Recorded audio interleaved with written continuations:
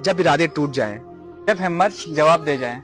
अब समझ लो अल्लाह तुम्हें अपनी पहचान दे रहा है। मौलाई कायनात ने फरमाया, मैंने अल्लाह को पहचाना इरादों के टूट जाने से, नियतों के बदल जाने से।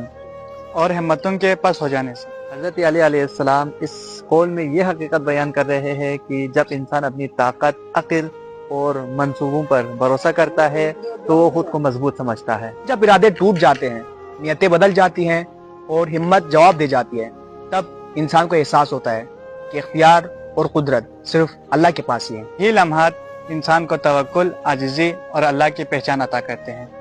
नाकामी अल्लाह से दूरी नहीं बल्कि कुर्ब का जरिया है।